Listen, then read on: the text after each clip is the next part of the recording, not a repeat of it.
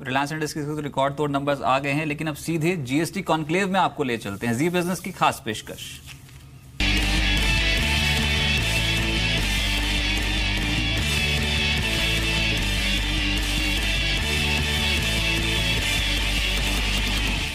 Media और विशेष करके media जगत के उन सभी लोगों को बधाई देना चाहता हूं जिन्होंने इसमें अपनी सकारात्मक भूमिका निभाई। मैं लगातार देखता रहता हूं कि इसके प्रोग्राम आ रहे हैं, प्रिंट मीडिया में भी आ रहे हैं, इलेक्ट्रॉनिक मीडिया में भी आ रहे हैं। और जैसे आपने कहा कि 20 दिन हो गए, देखिए जो जीएसटी काउंसिल बनी थी वहीं से अपने आप में एक फेडरल कोऑपरेटिव का जो कंसेप्ट था उसको साकार रूप दिया गया। आप देखिए, आपने अपनी रिपोर्ट में भी दिखाया कि विभिन्न राज्यों में अलग अलग देशों, अलग अलग दलों की सरकार होने के बावजूद भी उनके वित्त मंत्रियों ने इसको स्वीकार किया। इसका मतलब केंद्र ने और राज्यों ने अपने जो राइट्स थे, सॉवरेन राइट्स जिसको बोलते हैं, केंद्र को संघीय सूची में कानून बनाने का अधिकार था, राज्यों को अपनी राज्य सूची में कानून बनाने का अधिकार था, समवर्ती सूची में दोनों को था, लेकिन केंद्र का कानून प्रिवेल होता था।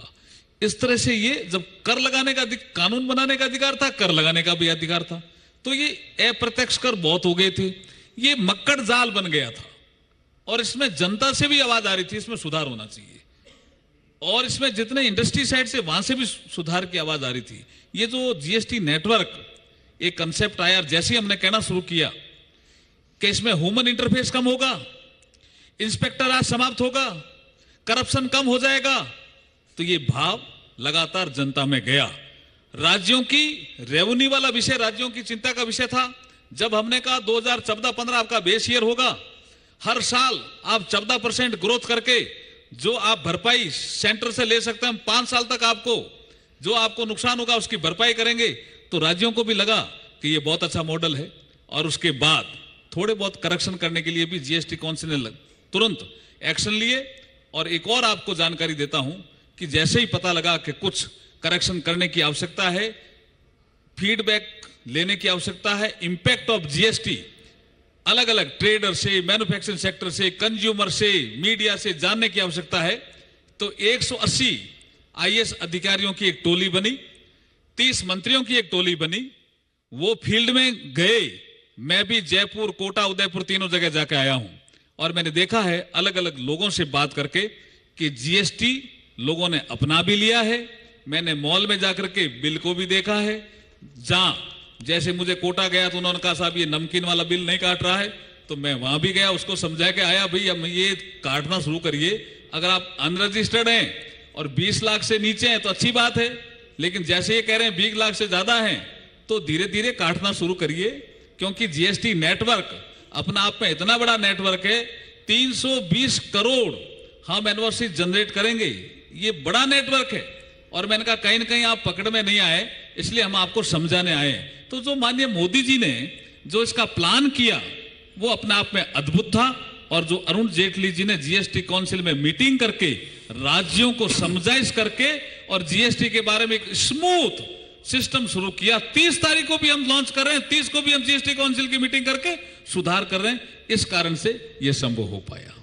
क्या आप मानते हैं मेघवाल जी कि आगे चलते हुए भी जो रिव्यू है, जैसे कई जो चेंजेस आपने कहा और अभी पीछे भी हमने देखा, जैसे सिगरेट्स पे या कोई और जो आपके पास आ रहे हैं सरकार के पास लेकर अपनी दलीलें, तो क्या ये एक प्रोसेस चलता रहेगा कि आगे चलते हुए भी जब लगे तो चेंज होते रहेंगे इसमें रेट? बिल्कुल बिल्कुल। ये जो 180 आईएएस अधिकारियों की टीम और 30 मंत्रियों की टीम बनी है, ये जो फीडबैक दे रहे हैं, जैसे मैं भी आज एक रिपोर्ट देकर आया हूं। जैसे मैं आपको एक उदाहरण दूं, जब मैं कोटा गया तो बिनोला खल वो सॉल्वेंट में नहीं जाती, लेकिन हमने यहां पूछा भी टीआरयू सेक्शन में, तो कैसे ये बाकी खल को तो आपने कह दिया कि ये सीधे पशु आहार में ये सॉल्वेंट के माध्यम से जाती है, तो हमने पशु आहार में जाती है ये खल, तो ये तो कर दिया जीएसटी एग्जम्प्टेड।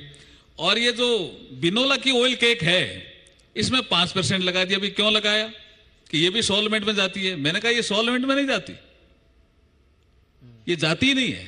तो इसको भी पशु आहार, ये सीधी पशुओं के खाने के लिए जाती है। तो ये जो कुछ करेक्शन है करने ही पड़ेंगे ना। इसलिए ये फीडबैक जो लेने का जो हमने सिस्टम बनाया, हमें अधिकारियों का भी है, उसमें मंत्रियों का भी है, उनकी रिपोर्ट आने के बाद जीएसटी काउंसिल में लगातार, क्योंकि कॉम्पिटेंट जीएसटी काउंसिल ही है। अभी आपने देखा होगा, आपने ठीक ही इंडिकेट किया, सिगरेट वाला विषय था, तो हमने वीडियो कॉन्फ्रेंसिंग के माध्यम से एक नया प्रयोग किया। वीडियो कॉन्फ्रेंसिंग से भी जीएसटी काउंसिल करके और करेक्शन किया। इसका मतलब सरकार हर तरह के करेक्शन के लिए तैयार है जो जीएसटी को स्मूथ करती हो। नवनीत, ये जो सिगरेट का जो विषय था उससे तो काफी झटका लगा, लेकिन अदरवाइज स्टॉक मार्केट ने काफी बहुत ही प्यार से अपनाया है जीएसटी को। Lifetime highs every day हो जा रहे हैं। क्या आप मानते हैं कि अब ये जीएसटी फुली प्राइस्ड इन है मार्केट में, या अभी भी इसका जो फुल इम्पैक्ट है वो शायद कहीं ना कहीं मार्केट पूरी तरह अब्जॉर्ब नहीं कर पाए? सबसे बढ़िया चीज़ तो इस बार है बाजार की तेजी में कि यहाँ के निवेशकों ने पैसा कमाया है।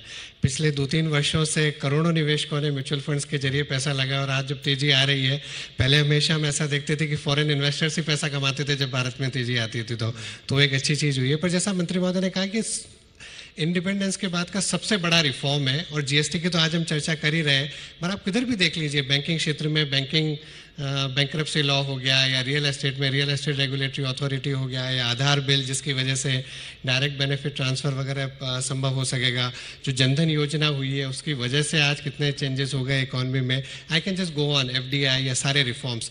तो जो विश्वास बाजार में है कि अगले कई वर्षों तक ये जो रिफॉर्म्स हुए हैं 2-3 वर्षों में, उसका अगले कई वर्षों तक देश की अर्थव्यवस्था में प्रगति की दर के साथ और इन्फ्लेशन नीचे रहेगा। जैसे जैसे प्रोडक्टिविटी बढ़ेगी, एफिशिएंसी बढ़ेगी, और मॉनेटरी पॉलिसी फ्रेमवर्क को गवर्नमेंट बहुत कमिटेड है, इन्फ्लेशन नीचे रहना चाहिए।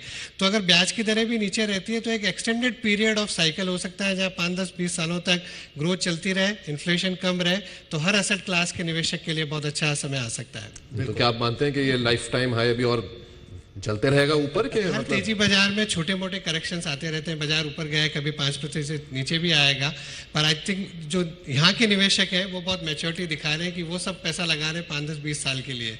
वो ही नहीं देख रहे कि बाजार 3 महीने में 5% ऊपर होगा कि नीचे होगा। 10,000 का आज निफ्टी है तो हो सकता है 97 हो जाए, कभी 10,200 हो जाए, पर अगले कई वर्षों तक आई थिंक जैसे जैसे इकॉनमी ग्रो करेगी, कॉर्पोरेट प्रॉफिट्स ग्रो करेंगे, तो शेयर बाजार में भी ग्रोथ मिलेगी। बिल्कुल, एंड आई थिंक यही वजह है कि अर्जुन जी के बाद सबसे ज़्यादा खुश आई थिंक नवनीत और आशीष दिख रहे हैं इस पैनल में the way markets are moving. लेकिन नवीन जी, मैं आपसे पूछना चाहूँगा, क्योंकि you have actually burn midnight oil along with government machinery. आपका अनुभव क्या रहा है रोल आउट के बाद? जितनी दिक्कतें आपने एंटिसिपेट की थी, या फिर जो कुछ मुश्किल लग रही थी, उससे कम आई हैं शिकायतें, ज़्यादा आई हैं? फीडबैक क्या रहा है, स्पेशली दोज पीपल जिन्होंने GSTIN का जो फाइनल नंबर था वो जनरेट नहीं कर पाए थे till the roll out, and then obviously you went into overdrive वो जनरेट करने के लिए, तो क्या रहा है उनका अनुभव?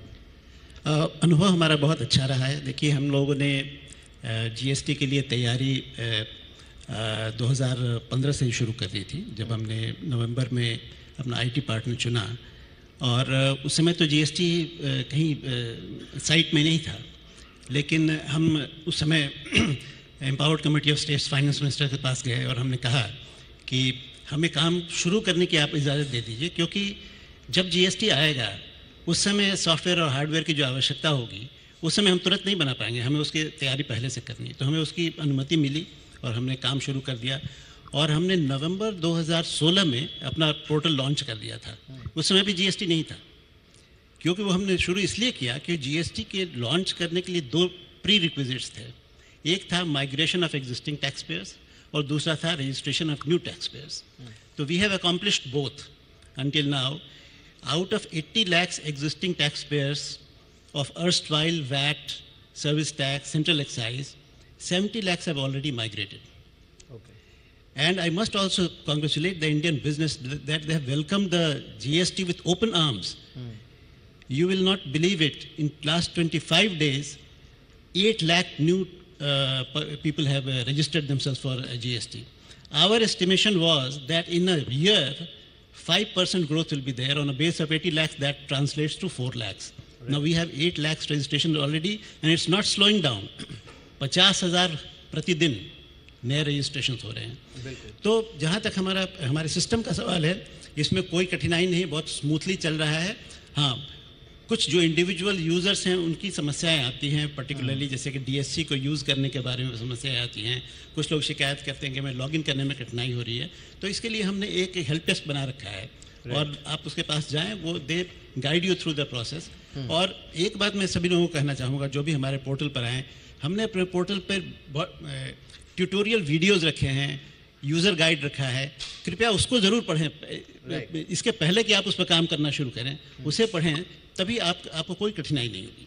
राइट। इनफैक्ट विवेक, इस रिफॉर्म में एक जो खासियत थी वो ये भी थी that the government was in constant dialogue I think with the industry also, जो हमने देखा था। सो मैं मिस्टर विजय कार्य और पीरूज, आप दोनों से जानना चाहूँगा, Vijay you can answer this first, कि how receptive the government has been, और जो कुछ recommendations as a industry participant आपकी थी, not necessarily only about your industry but simply about having a smooth roll out, वो कितनी अकोमोडेट हुई है, and is there a scope for improvement? आपको लगता है कि गुंजाइश है? सो फर्स्ट ऑफ ऑल ऐसा है कि मैं तो कहूँगा कि ये टाइम पे गवर्नमेंट इंडस्ट्री से थोड़ी आगे थी इन इम्प्लीमेंटेशन ऑफ जीएसटी, क्योंकि कुछ दिन पहले भी 1 जुलाई से कुछ दिन पहले भी मीडिया में रिपोर्ट्स आ रहे थे कि इंडस्ट्री खुद चाह रही थी कि थोड़े दिन और डिफ़र हो जाए। ये हुआ नहीं। गवर्नमेंट ने कहा कि जो हम लोग ने डेट डिसाइड की है वही डेट पे हम लोग इसको लाएंगे। तो इंडस्ट्री जब जीएसटी नहीं था तब मांग रही थी कि भाई आप इंडस्ट्री जीएसटी लाते नहीं हैं, और जब लेकर के आए तो इंडस्ट्री पूरी तरह से तैयार नहीं थी। as far as implementation and as far as understanding of the GST laws go, मेरा ये मानना है कि काफ़ी कुछ तैयारियाँ हुई है, और जो हिसाब से जो समझबूझ से जीएसटी को इम्प्लीमेंट किया गया है पूरी दुनिया में, क्योंकि मैंने काफ़ी लोगों से मुलाकात की, बातचीत की, ब्राज़ील, मलेशिया, ये सब कंसल्टेंट्स को रिफ़र किया गया जहाँ पे ये जीएसटी लागू किया गया, और उनसे एक फीडबैक लिया, बैकग्राउंड लिया, और हर एक तरीके से देखा गया है कि भाई सिंपल टैक्स, सिंपल लॉज भी लाए, और दूसरी तरफ से टैक्स की चोरी भी ना हो। तो ये दुगना प्रयास था गवर्नमेंट का। मैं मानता हूँ कि आज की तारीख में लॉज थोड़े ओपेक है, कहीं पे थोड़ा कन्फ्यूजन है, कहीं पे थोड़ा क्लैरिफिकेशन की ज़रूरत भी है, और लॉज की थोड़ी सिंप्लीफिकेशन की भी ज़रूरत है। अल्टीमेटली हमारा जो देश चलता है वो हमारे ब्यूरोक्रेसी पे चलता है, और हम लोग सब इनहेरिट किया है, तो थोड़ा बहुत तो एक कठिनाई रहेगी इम्प्लीमेंट करने में।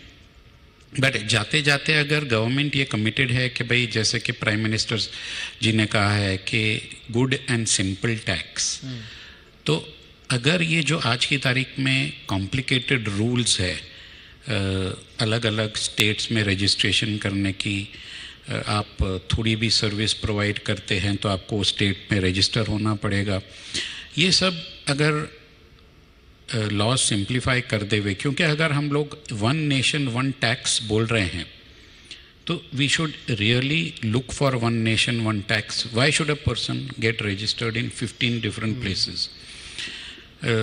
दूसरी बात यह है कि बहुत सारे गवर्नमेंट जो है, जैसे महाराष्ट्र गवर्नमेंट ने मोटर कार्स पे अपना रजिस्ट्रेशन टैक्स बढ़ा दिया पोस्ट जीएसटी।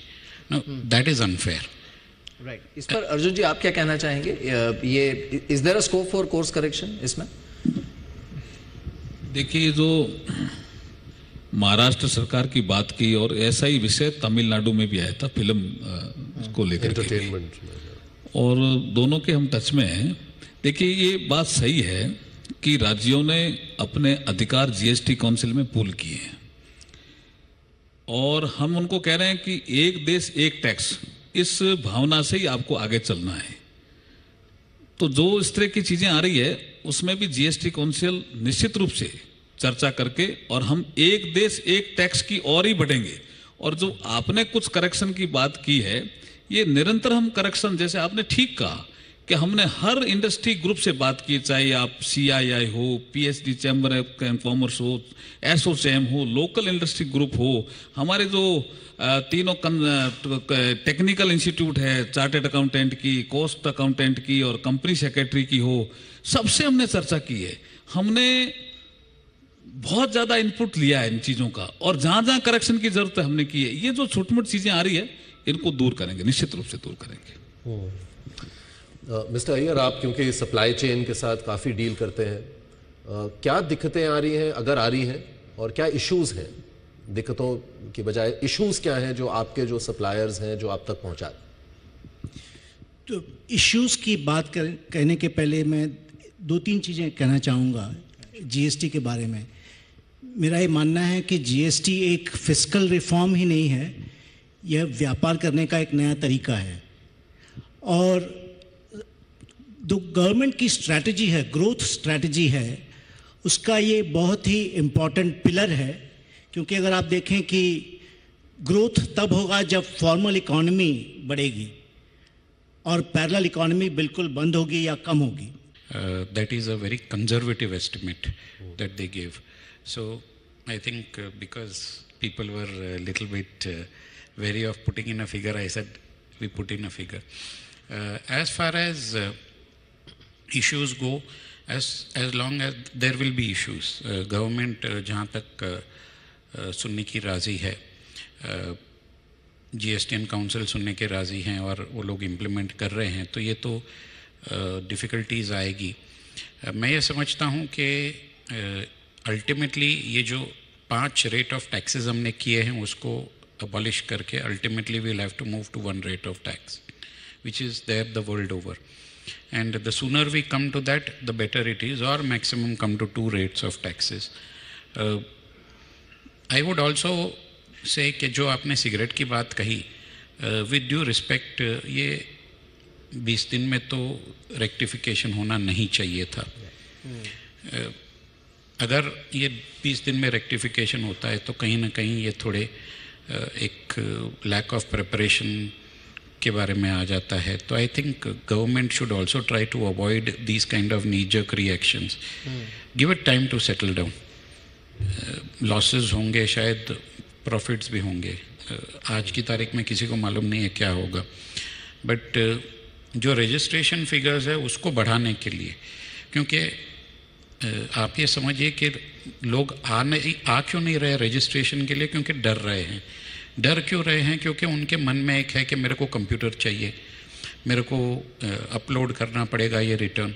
चाहे आप कितने भी एडवर्टाइजमेंट्स कर लो, चाहे कितने भी वेबसाइट्स पे आप ये डाल दो, जहाँ तक लोगों को एक इनिशियल स्टेजेस में अगले 6 महीने में 1 साल में आप एक आश्वासन नहीं देंगे कि भाई ये एकदम सिंपल है और कोई भी ये कर सकता है, वहाँ तक लोग आएंगे नहीं आगे।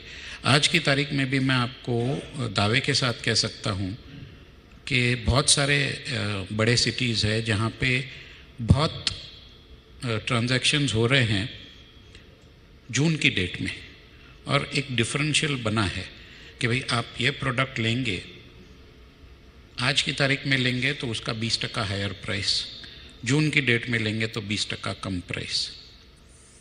तो गवर्नमेंट को ये कोशिश करनी चाहिए कि भाई हम लोग इसको आसान कर देवे। मेरे हिसाब से थोड़ा ज़्यादा कॉम्प्लिकेटेड हो गया है, और अगर हम लोग इसको आसान कर देवे, और मैंने मेघवाल जी से भी पूछा कि आप लोगों को रेट करने वाले हैं on basis of their performance, तो आप 0 से चालू कर सकते हैं या आप 10 से चालू कर सकते हैं।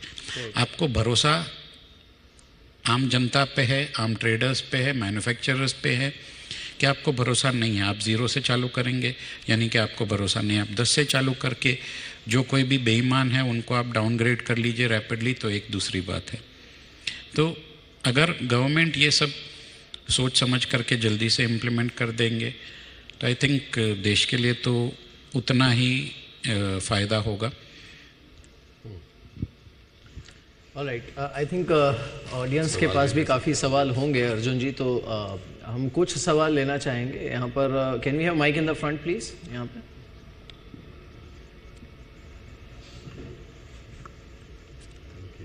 सर आप पूछना चाहें?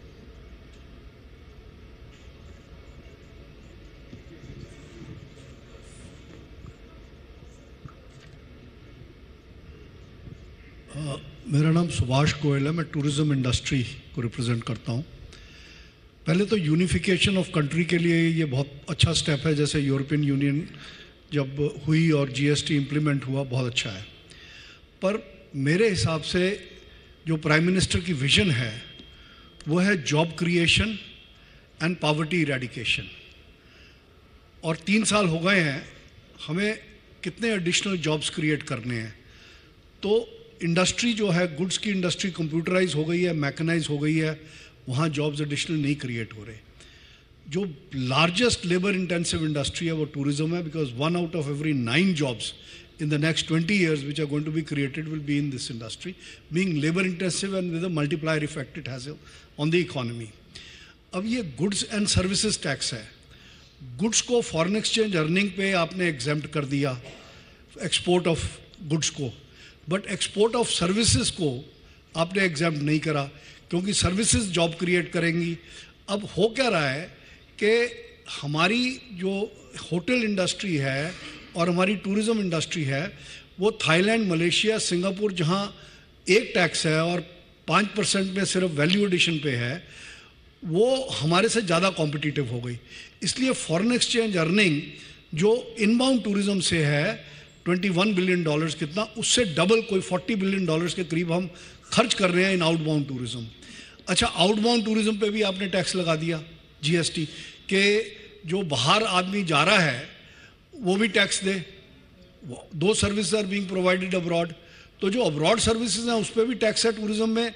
जो services with in the country हैं, हालांकि फॉरेन एक्सचेंज है और फॉरेन टूरिस्ट को हम टैक्स उसी से लेंगे, तो we are exporting taxes.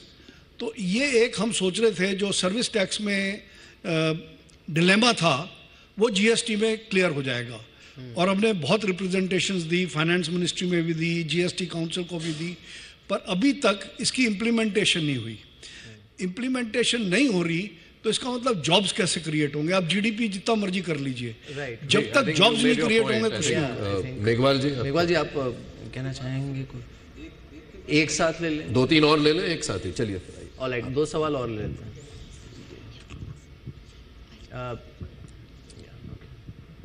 Keep it crisp please.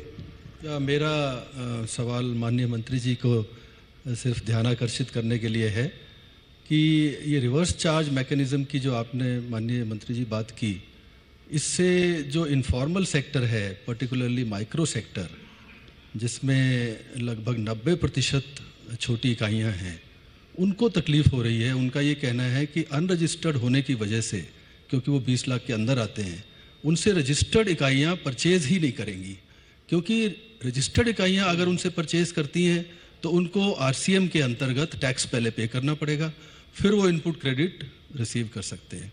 तो अच्छा है कि फिर अनरजिस्टर्ड इकाई से परचेज़ ही मत करें वो।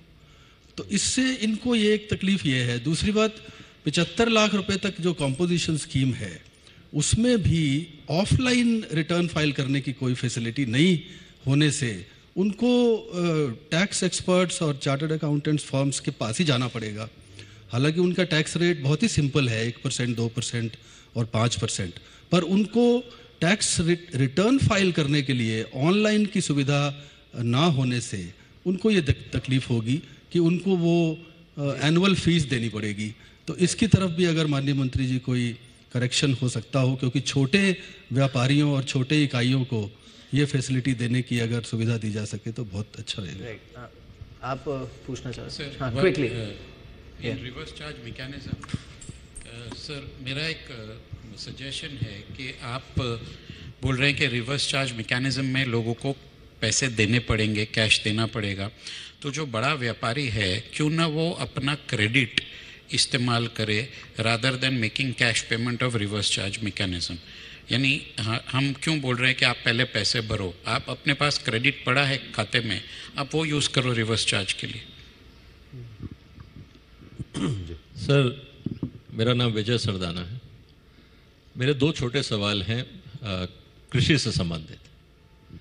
सर, इस देश में हम जानते हैं कि एडल्ट्रेटेड फूड और अनहाइजीनिक फूड की बहुत बड़ी समस्या है, लेकिन जब हम जीएसटी के टैक्स रेट देखते हैं तो जो अनहाइजीनिक ओपन फूड है, अगर मैं एक एडल्ट्रेटेड प्रोडक्ट बेचता हूँ अनपैक्ड, उस पर कोई टैक्स नहीं है। अगर मैं उसको हाइजीनिकली प्रिपेयर करके एज ए फार्मर ऑर्गेनाइजेशन, चाहे मैं कोऑपरेटिव हूँ या कोई भी ऑर्गेनाइजेशन है, अगर मैं उसको पैक करके आपके घर तक हाइजीनिक कंडीशन में पहुँचाता हूँ तो उस पर टैक्स है। हम जीएसटी में हाइजीन पे टैक्स क्यों लगाना चाहते हैं, ये आज तक समझ में नहीं है। दूसरा मेरा सवाल है सर किसानों के संबंधित। हम बात कर रहे हैं किसान हमारे आगे बढ़ें, अच्छी क्वालिटी, अच्छी टेक्नोलॉजी का इस्तेमाल करें। पहले जिन फार्म अप्लायंसेस पे, पोल्ट्री इक्विपमेंट्स पे टैक्स नहीं था, आपने उस पर 12% लगा दिया। जो एनिमल फीड के लिए जो इंग्रेडिएंट होता है, या जैसे अभी आपने खल की बात करी थी, जो खल पहले एग्जेम्प्टेड थे उस पर आपने टैक्स लगा दिया।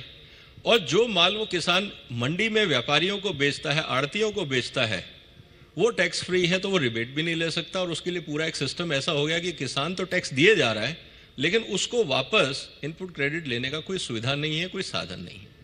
तो मेरे दो सवाल सर यही है कि पहली बात तो हम जीएसटी में हाइजीन पे टैक्स क्यों कर रहे हैं? क्या आज भी हम ये मानते हैं कि पैकेज्ड और हाइजीनिक फूड एक स्टेटस सिंबल है, सिर्फ अमीर आदमी हाइजीनिक फूड खाए, आम आदमी नहीं खाए? पहला सवाल। दूसरी बात यही है कि जब हम चाहते हैं रूरल एम्प्लॉयमेंट बढ़े, हम चाहते हैं किसान टेक्नोलॉजी इंप्रूव करे, अपनी प्रोडक्टिविटी बढ़ाए, जब वो ये करना चाहता है हम उस पर फिर टैक्स लगा देते हैं।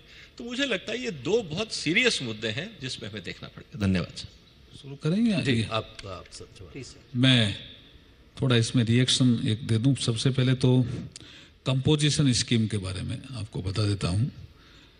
कंपोजिशन स्कीम पहले 50 लाख तक की सीमा थी, उसके बाद रिप्रेजेंटेशन आए तो उसको 75 लाख किया। इसका मतलब जीएसटी काउंसिल सुधार करेगी, कर सकते, ये तो समझ में आ गया ना आपके, या नहीं आया? दूसरा, आपने दो चीजें कही कि ऑफलाइन की सुविधा कंपोजिशन स्कीम में दीजिए। कंपोजिशन स्कीम में रिटर्न भी भरने की 3 माह में अवधि है। जो जीएसटी का रेगुलर रिटर्न है उस तो 10 तारीख, 15 तारीख, 20 तारीख है। वैसे वो 10 तारीख वाली रिटर्न ही रिटर्न है, 15 और 20 ऑटोमेटिक अपलोड होगी। तो रिटर्न एक है, टेक्निकली हम उसको 3 कहते हैं। तो इसमें तो 3 माह में एक है। और फिर इसकी दरें भी अलग है, ट्रेड की 1%, मैन्युफैक्चरिंग की 2% और आपके रेस्टोरेंट की 5%। तो इसको तो वैसे ही सिंपल बनाया है। हाँ, इसमें सुझाव जो आए हैं वो अलग से आए हैं। वो करें, कोई इंटरस्टेट अलाउ करो, कोई कह रहा आईटीसी इसमें भी अलाउ करो, सिस्टम ही इसका अलग है। लेकिन जो आपने ऑफलाइन का कहा है, आप क्या हमारे जितने भी जो दफ्तर है ना, जो सेंट्रल एक्साइज के पहले थे वो जीएसटी के दफ्तर हो गए, वो सारे सुविधा केंद्र में तब्दील हो गए। आप वहां जाके भरा लेना, कोई तकलीफ नहीं आएगी आपको, सारे तब्दील हो गए। और मैं तो अभी जहां जहां गया वहां तो एक्स्ट्रा खुलवा दिए, हेल्प डेस्क, चार्टर्ड अकाउंटेंट की खुलवा दी, आपके इंडस्ट्री वालों ने खोल दी। वो कह रहे हमारे हम बता देंगे आपको, उन्हें पूरा कंप्यूटर का सेट करके रखा है। तो ऐसी कोई इसमें दिक्कत इतनी मुझे नहीं लगती। दूसरा विषय जो आपने पहले, इनको टच कर दूं, पहले वालों को, टूरिज्म को मैं सुभाष जी आपको थोड़ा बाद में आऊंगा। एग्रीकल्चर में हमने ये जो तय किया, जैसे आशीष जी ठीक कह रहे थे, विदेश में जाते हैं, इतने बड़े देश में कैसे जीएसटी लागू कर दिया। कृषि से अगर कोई किसान अपने खेत में अपने हाथ से या बटाईदार से, help of the labour, agriculture production करेगा, कृषि जिन्स का या फ्रूट का, वो सारे हमने एग्जेम्प्टेड रखे हैं। एक बार सुनिए, सारे एग्जेम्प्टेड रखे हैं। अब आप गेहूं एग्जेम्प्टेड है, लेकिन गेहूं आप ट्रेडमार्क का रजिस्ट्रेशन लेकर के और उसमें मार्का लगा करके बेचोगे तो उसकी तो सब दरें भी अलग है। उसका तो मेरे ख्याल में जस्टिफिकेशन जीएसटी काउंसिल में इसका जा नहीं पा रहा है। मैं भी जाके ये विषय आया कि आपने ब्रांडेड नॉन ब्रांडेड कर दिया, ये कई जगह विषय आएगा। लेकिन मुझे आपने क्या, अभी जैसे हमने एक बार दिल्ली में बाजार का इंस्पेक्शन किया, मैं आपको एक जोरदार बात बता रहा हूं, वो स्टिकर लगाइए आप, जो पुराना स्टॉक पड़ा है इस पे स्टिकर लगाइए। तो एक व्यापारी मुझे कहने लगा कि साहब वेट्स एंड मेजर एक्ट में एक बार एमआरपी लिख दी, दूसरा हम रेट चेंज कर ही नहीं सकते। अगर आप कहोगे स्टिकर लगाओ तो हम कोर्ट में जाएंगे। हमने कहा इसका क्लैरिफिकेशन कर दिया हमने, तो वो उसको देखा नहीं और उसमें कहा कि नहीं ये नहीं कर सकते। तो ये देखिए अब धीरे धीरे फॉर्मल इकोनॉमी से इन्हें इनफॉर्मल इकोनॉमी से फॉर्मल इकोनॉमी को और आना ही है। और जो आपने अनरजिस्टर्ड से जो जिक्र किया, आर्स प्रिंसिपल मैन्युफैक्चरर जो होगा, प्रिंसिपल ट्रेडर होगा, उसको आरसीएम का हिसाब रखना पड़ा। आज भी तो रखता है। जैसे मैं टेक्सटाइल का आदमी हूं, मैं साड़ी के लिए एम्ब्रॉयडरी के लिए देता हूं, तो मैं नहीं रखता क्या? मैंने 20 साड़ियां दी इसको एम्ब्रॉयडरी के लिए, रख ही रहा हूं ना, आज भी तो रख ही रहा हूं। प्रिंसिपल मैन्युफैक्चरर को हिसाब रखना है।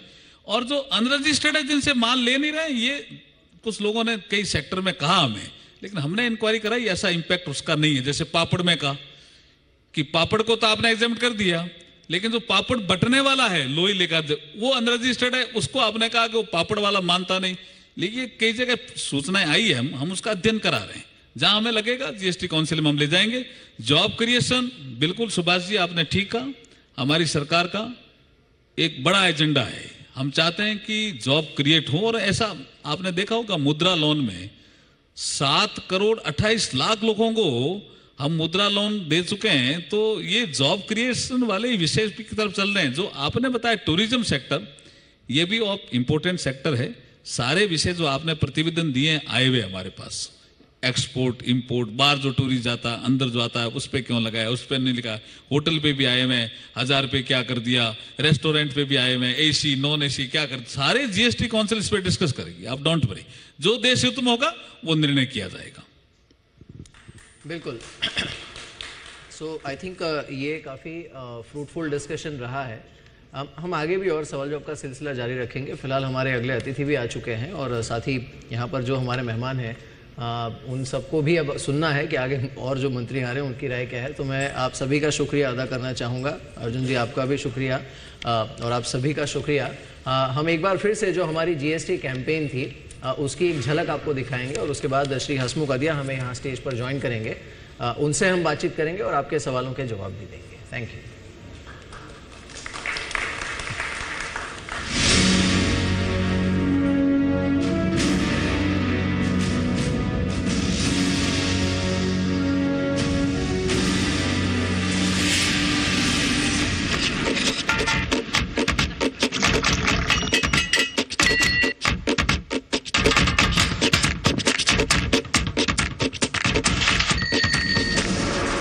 जीएसटी यानी गुड्स एंड सर्विसेज टैक्स। प्रधानमंत्री नरेंद्र मोदी की भाषा में कहें तो गुड एंड सिंपल टैक्स। 500 प्रकार के टैक्स कहीं न कहीं अपना रोल प्ले कर रहे थे। आज उन सब से मुक्ति पाकर के वन नेशन कॉन्क्लेव हम आपको सीधी कवरेज यहां पर दिखा रहे हैं और सरकार के दिग्गज मंत्री भी अब मंच पर धीरे धीरे करके आना शुरू हो जाएंगे। उनसे क्या खास बातचीत होगी ये भी आपको दिखाएंगे, लेकिन फिलहाल एक छोटा सा ब्रेक।